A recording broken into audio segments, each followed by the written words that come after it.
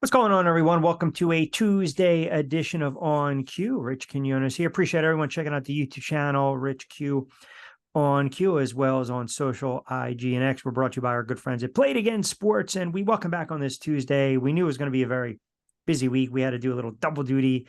The check is in the mail, as they say. Our good friend Lloyd Vance, host of Lloyd Vance's Insider Football 1029 The Game, part of the Broad Street South Network. And as soon as we went off the air yesterday, we were talking a little bit about no chance in hell and not happening. Here we go. And then Saquon signs a deal with the Philadelphia Eagles. And I think I mentioned, it's funny, as we said it, then the backlash comes from up in New York with former All-Pro Giants, great running back, I should say, former Pro Bowler and Tiki Barber. I mean, arguably the best running back in Giants history, basically kind of said what I said in tongue in cheek, but took it to another level, right? Yeah. The DTM dead to me, if you will. And listen, I had a day to think about this already, and it stings me because he goes down the turnpike to the friggin' Philadelphia Eagles as I take my, objective hat off a franchise I can't stand, a fan base I cannot stand, a city I cannot stand, right?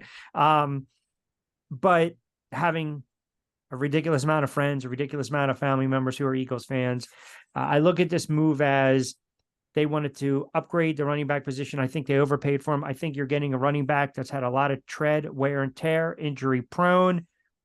But all that being said, I think Tiki Barber's point was that you could have basically went with any team.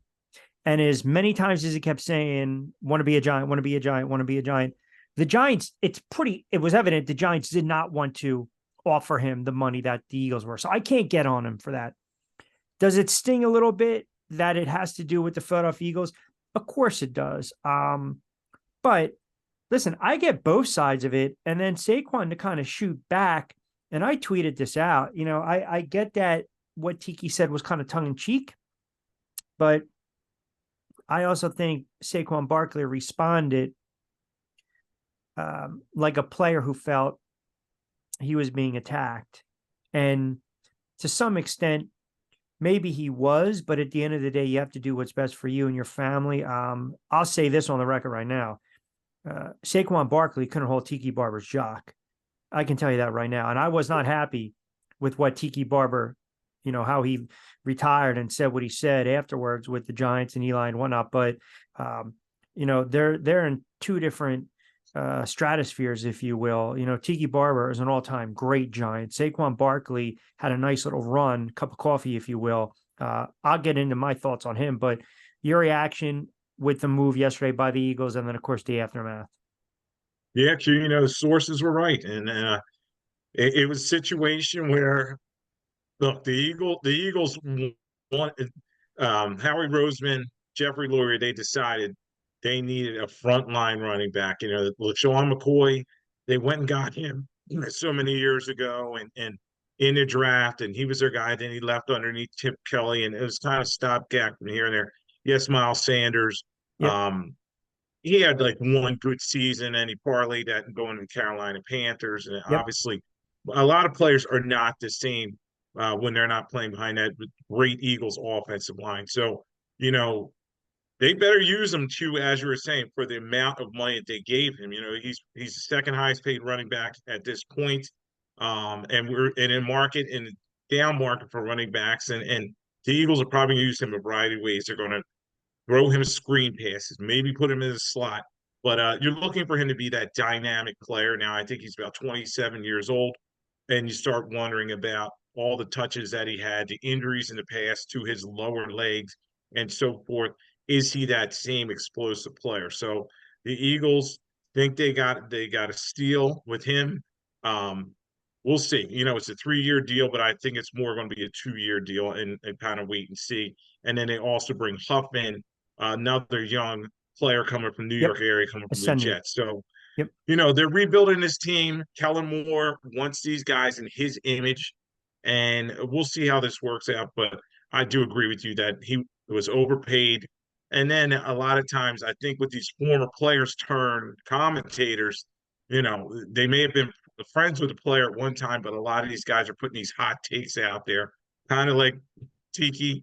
And these players kind of should not have, they should have not have rabbit ears. They kind of should put their head down and just say whatever, which most pros used to do. Well, a couple things. He's been retired for almost 17 years now, right? So he is in the media. He's in the largest media market and capital in the world on a pretty prominent station, WFAN, in New York. So, you're on the fan, you're Tiki Barber. You had a great career with the Giants, regardless of when he retired at that moment, that situation. Then they happen to go on and win a Super Bowl the following year and the off the field stuff. I get it. And Saquon Barkley, listen, by all accounts, good kid, gentleman, leader. I think maybe had to have a little more thicker skin. And I also think, look, here's the other thing. I don't hear too many people talking about this, or at least bringing it up. And this is from me kind of taking a step back. I never liked the fact that the Giants drafted Saquon Barkley, especially where they drafted him. I mean, if you think about it, you don't draft a running back in the top 5. Second overall pick. Second overall pick. Let's just add that in. So when you're the second overall pick, you're coming out of Penn State. No knock on Penn State because they've had some good running backs. Great career. We knew he's an electric player. They felt they can run it back one more time with an aging Eli Manning. Rookie season, astronomical. Here we go. But then all of a sudden the injuries start to mount. When the former GM Dave Gettleman says, look, I think this kid could be wearing a gold jacket and he was touched by the hand of God, and you're a second overall pick, and you're trying to be the face of the franchise and an all-time great back, and you're trying to actually, when you walk into the room and you meet a guy like Tiki Barber, who did it for a decade at the highest level, you can debate if he's a Hall of Famer or not. You're sitting there saying, I'm going to take all these records on. Here we go. I'm going to smash this. For all that, for where he was drafted, for the fanfare, for the expectations, Saquon Barkley, in that regard, has been a bust. It's to some people, it's rough to say when you think about what the GM said, where you drafted him, burst on the scene, all this hype. Now, again, from that standpoint, when he's played and he's been healthy, he's been an exceptional back, but he hasn't proven that he can stay healthy. It's unfair because the injury. So what I'm saying is I'm not calling his career a bust. What I'm saying, when you factor in where he was drafted, how he's drafted, the fanfare, what the GM said, what the media was saying, here we go, the expectations, the injuries, it's been a bust of a pick, if that makes sense. And I know I'm going to get hammered for this, but like I said, you want to sit there and compare careers, I'm sorry, but doesn't hold a candle to Tiki Barber. I mean, Tiki Barber was a third down back. He was a punt returner. He caught the ball out of backfield. And I'm not the biggest Tiki Barber fan, and I'm not trying to defend him here, but I get both sides of it. But what I'm saying is, ultimately, this is why it stings the Giant fans. And if he goes on and for 3, 4, 5 years is 1,300 plus yards, playing 17 games, winning playoff games, maybe going to Super Bowl with the Eagles, it's going to stick in their craw even more. So I wanted to just kind of, get that out, because who knows what he gives the Eagles behind, that offensive line. And he is injury prone, but he's a great back when healthy and on the field, dynamic. The problem is he hasn't been able to consistently be on the field. And after coming off the injury and the bounce back year, he got hurt again last year and the numbers were down. So I just wanted to kind of get that out of the way, and I'm going to get hammered for it. Trust me. And there were high expectations. They're always going to be when you're second overall pick. Look at Carson Wentz here in Philadelphia, where I am. He's second overall pick. People, they expect a lot from a guy like that when you're putting that much value into that pick. And we know But we're running talking a backs running back, are Lloyd. We're talking devalued. about Yeah, a running back, not a and they're quarterback. devalued. And when you look at Super Bowl champions, most of the Super Bowl champions do not have that bell cow back. It takes a while going back to a guy like Emmitt Smith. That was probably one of the last guys that carried the mail forward team all the way to a championship. And it's just not the way teams are built. Now we'll see how the Philadelphia Eagles come out in this situation. I always caution everybody to think they won, the division, conference championships, or even the Super Bowl during free agency or after the draft, Yep. because there's just so much that can change. And we've seen this, the Eagles signed DeMarco Murray. Let's not forget they signed him from the Dallas Cowboys. They were so excited, thumping their chest, and he just did not work out for them. So, I'm not saying that's going to happen with Saquon, but you got to see how it all plays out. And the good teams build through the draft. So, you know, it's going to be fun when he goes back up there to MetLife and the reception and how he plays and everything. But, you know, Well, he's not. it's Listen, crazy. Saquon Barkley again his number retired by the New York Football Giants. Sorry, that's not happening. So I think, again, I get it because it stings because it's the Philadelphia Eagles, a franchise that has just tormented the Giants for the last 20 something years, aside from a couple little glimpses. And trust me, I know. Eagles went ahead. They signed Devontae Parker. That's a 1 year, $4.69 million deal. Eagles are only paying 1.2. Patriots are going to pay the rest. So a little, I guess you can say, insurance. You mentioned the move that they made as well, bringing over the ascending pass rusher. I thought that was a very good move by them. The Bryce Huff. They're having a good offseason thus far. And then you turn around and you look what the Giants have done. Listen, I think they've been over the Carolina Panthers for Burns. I mean, you throw Burns in there with Thibodeau, Okereke, Sexy Dexy. Listen, I mean, they're plus they added, they signed Runyon Jr., plus they added another tackle. So it tells me maybe they're going to move over Neal, which also tells me, because they also signed Drew Lock as insurance to you can't go into the season with Danny Nichols and cutlets. So you can't do that. So you sign Drew Lock. It tells me that I'm now convinced that they're not going to go quarterback in the draft. They might go tight end, they might go wide receiver, or they might maybe look for another edge rusher, or maybe go offensive line again. So both teams respectively have been busy. Yeah, Q, and everybody's going to go about their business differently. And teams have had success bringing in free agents and turn over their roster very quickly. We've seen the LA Rams did that Yep. recently and won a championship from that, but they kind of were down after that. So, I always say build through the draft. It's funny because the Dallas Cowboys, who always were very loud and making some changes, they really haven't done a lot during this free agency period. They're kind of stand pat with their hand. And I think the Giants, it's on to be contingent on Daniel Jones, how he comes back in his health, and is Brian Daboll able to make the adjustments that we know he needed to make after last season because they were just so downtrodden. But sometimes those value free agents are guys that can turn out to be gems. You pick them up, they're on a 1 year make deal good, and they're just a good locker room fit. And Yeah. that's what every team is looking for. So it's tough to make that big splash in free agency and have it work out. I really like the move for Burns. I mean, you're talking about a 25-year-old top tier pass rusher.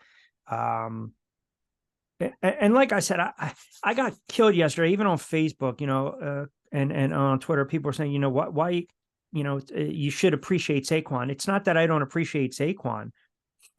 It's just, this is the business, right?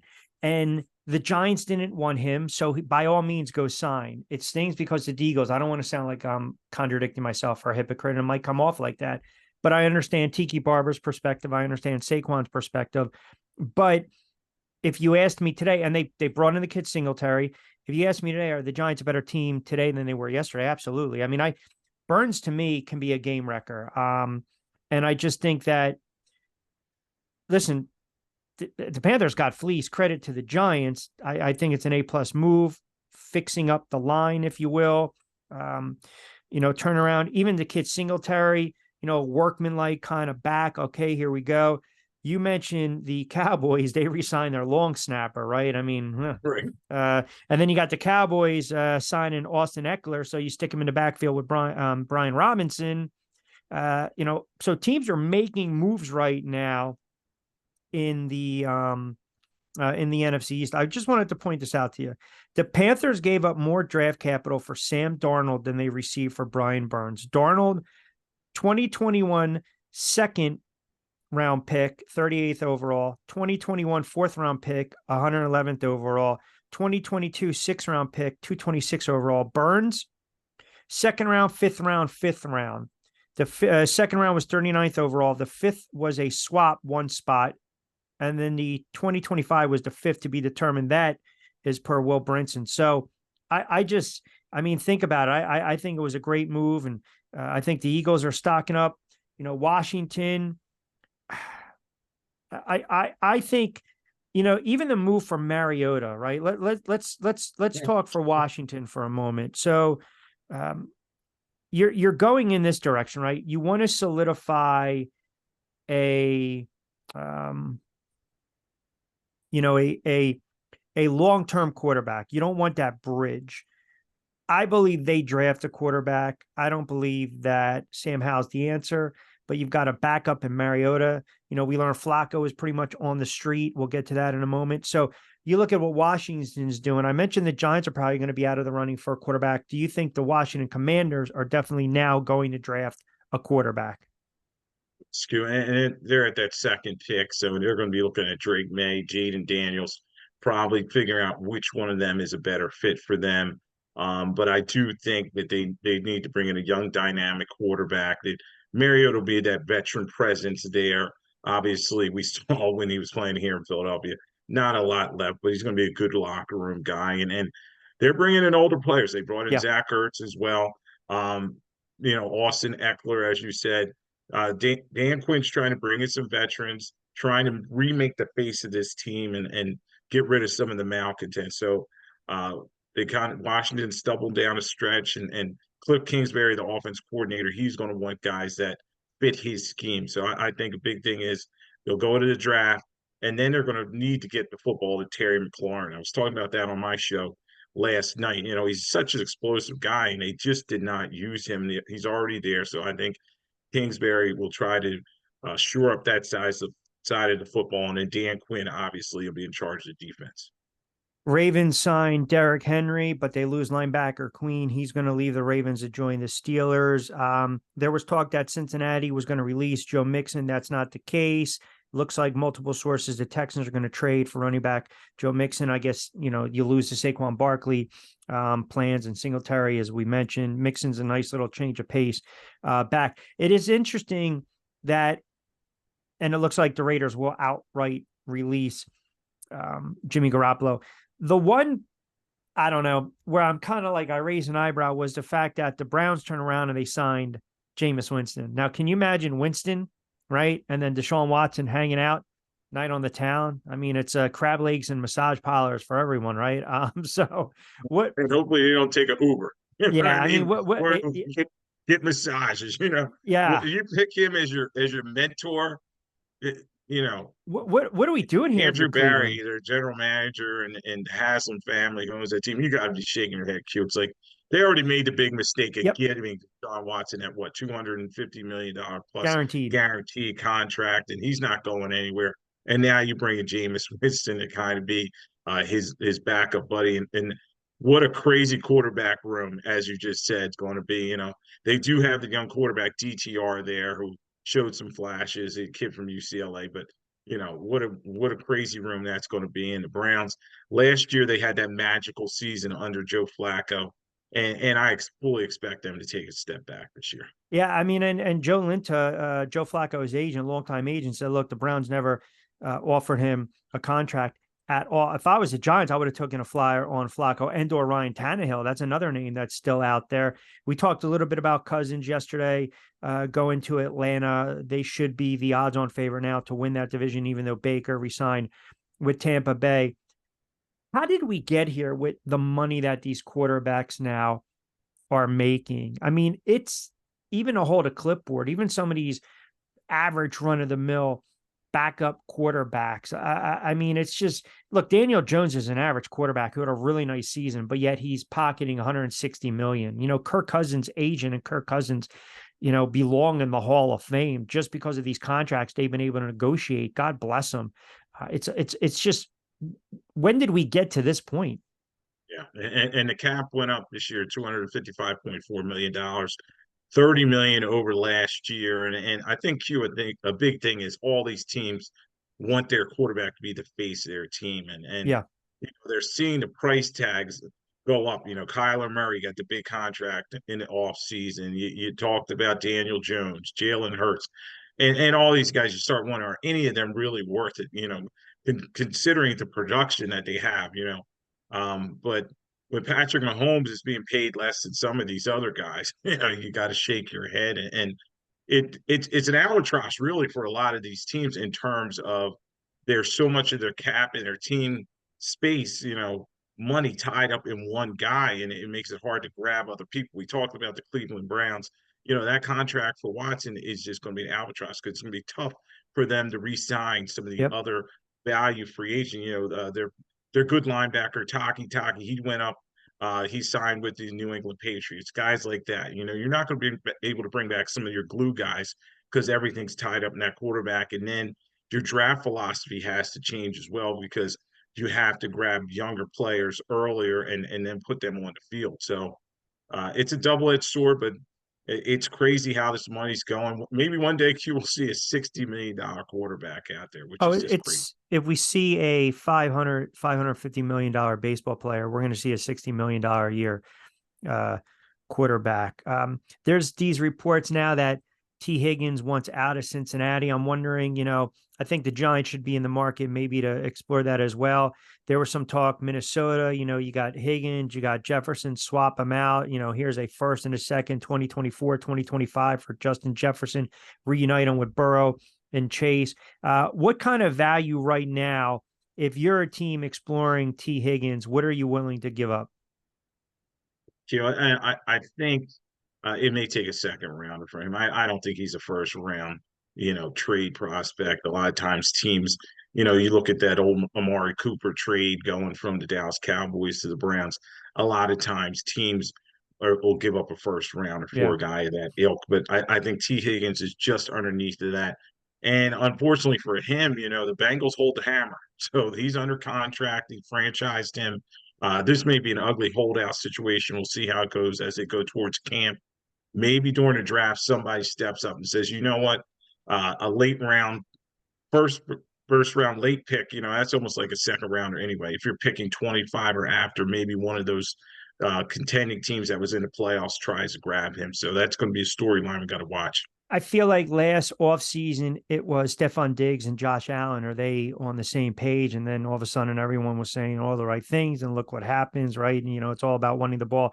Burrow off injured, great quarterback. I love Joe Burrow. Higgins, special talent, very consistent. But now all of a sudden, once out, we talked about the landscape of the AFC North with Pittsburgh signing Russell Wilson, making a couple moves, Baltimore bringing in Henry, but losing a linebacker. You look at Cleveland with the backup in Winston and making a couple moves. Then you got Cincinnati. I don't know. I mean, Joe Mixon released, T. Higgins demanding a trade, Burrow, the playoff failures aside from the Super Bowl run. That division that we said was going to be one of the most ferocious and competitive, it might be lopsided next year. It might be the Ravens division to run away with. It's going to be interesting because it's a very competitive division. And the Bengals were always notorious for not playing their players, and a lot of guys wanted to get out of there. And it's a situation where they had some success, but they're another one. Joe Burrow's got that big contract, Yep. and you're seeing they just can't sign everybody. Last year it was Jesse Bates. He leaves, he goes to Atlanta Falcons, has another great season, and it's just tough to keep that roster together. So I do expect that division to be very competitive. Again, they had three playoff teams. I'm maybe it's down to one or two this season, but I think the Steelers will be back if Russell Wilson can get that job and they run that conservative offense, lean on that defense. The Steelers are probably going to be a dangerous team, and then we know Baltimore in a regular season they can beat anybody out there. Let's go back real quick to the Dallas Cowboys. Jerry Jones said, quote, "We're all in," right? I mean, you got the quarterback, you got the head coach. Here we go. They have to replace the back. I mean, what do we make of the fact that they have done absolutely nothing? Maybe they're still stung in the fact that Harbaugh decides to sign a contract with the Chargers. They should have got rid of McCarthy and signed Harbaugh, but whatever. So what do you make of the Cowboys and the fact that they've signed a long snapper, re-signed their long snapper? Q, they're just going to run it back with the group they had. It's almost delusional in a way. Jerry Jones thinks that his group kind of was robbed or underachieved. They really should have played better in the playoffs, and they were just as good as the Niners and the Chiefs, which they weren't.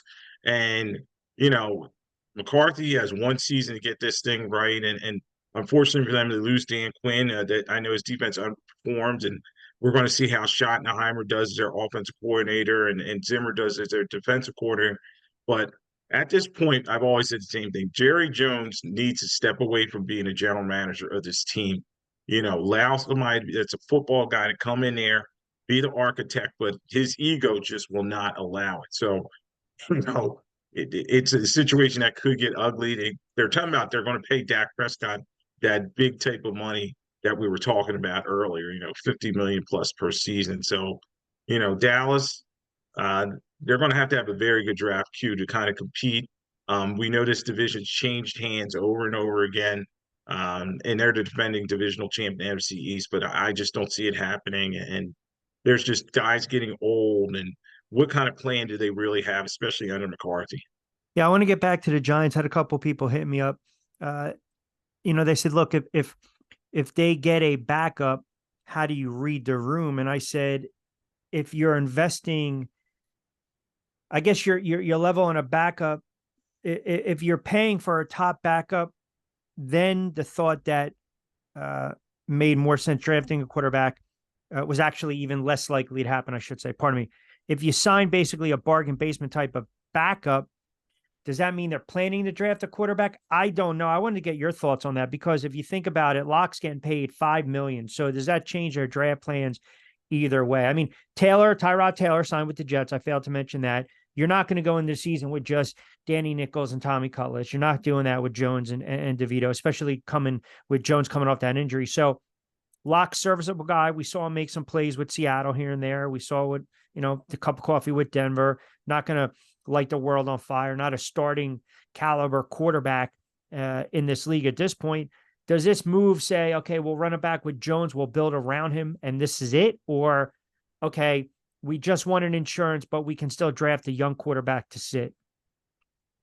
I think the Giants are going to go either offensive line, maybe another receiver, or help the defense out. Maybe with McKinley leaving, maybe go for a safety or something. I just don't see them going for a quarterback. I think Drew Lock has been brought in to be that Insurance. veterans presence, as you said. A guy who's just going to help out, and hopefully Jones comes back healthy. And the big thing is, I think, yeah, maybe day 2 or 3 in the draft, then they maybe look for a developmental type quarterback to come in there and put on the bench. But using that 6th overall pick, I just don't see them doing that. There's just so much talent there. I keep hearing name. There's all the offensive linemen from Notre Dame as well as Oli Fasano coming out of Penn State. So they're 2 offensive linemen, and I've kind of heard linked to the Giants. But we'll see how it works out, but I don't see them taking a quarterback in first I round. wonder if they're going to try to trade, move down in the draft. I don't know. I'm just so tired of just the lineman year after year. It's almost like if you were a Browns or Washington fan for years, you're drafting a quarterback over and over and over and over. And it's like, you got to be kidding me. And then I did want to mention too, talking about the quarterback position, how about Sam Darnold going to Minnesota? I mean, look, you don't sign Cousins. He's coming off the injury. You go with Darnold again, maybe that bridge. I mean, you're in essence, if you talk to a Vikings fan, you're replacing Kirk Cousins with Sam Darnold. And that's probably not going to sit well with any of them. Yeah, Q. It was crazy when I saw that. I was like, okay, Darnold's a nice piece. He kind of turned his career around a little bit with the Niners at the back quarterback. But Minnesota picking at 11, you got to think, okay, they're going to watch and see if any of these quarterbacks kind of fall to them and maybe jump on it, because you're right. Their room right now, they got Hall. I think Dobbs may still be under contract or he's a free agent. And then you got Darnold. That's just not enough. And you got Jefferson there, who's one of the premier talents in the Yeah. National Football League. They're bringing in Aaron Jones coming over from Green Bay Packers in their backfield. So the Vikings are kind of another team in flux, and we'll see how they kind Yeah. of By the make way, out. how about Jones? Jones basically had to take half of what his backup now in Green Bay's making. So we talk about Saquon and the money, and then the fans thinking they're jilted. And then you got Aaron Jones, who goes to Minnesota for what, 7-8 million. His backup's making twice of that.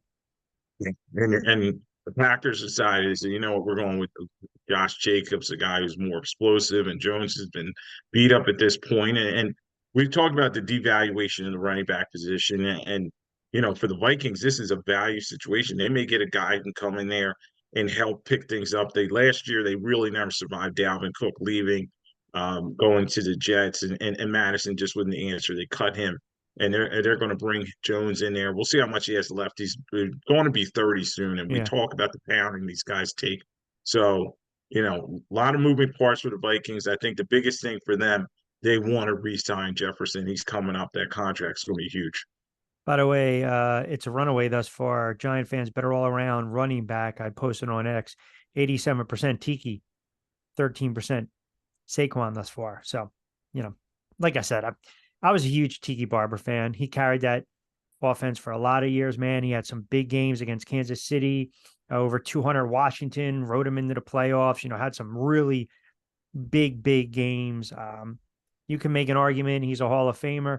Saquon Barkley, unless Saquon Barkley has 5 straight years of 1,300 plus yards, he doesn't miss a game, and he's you know, throwing another 40, 50 touchdowns. Saquon Barkley is not going to be a Hall of Famer. And like I said, I know I'm going to get crushed for it, but you got to put it in perspective, right? If you're drafted at 2, and that's not his fault, but the Giants and Gettleman chose to draft him at 2, and you had these expectations, and you've been healthy for really 2 years, 2+ years, you're missing games here and there because you're drafted at 2 with the expectations and the hand of God, touched by God, the gold jacket,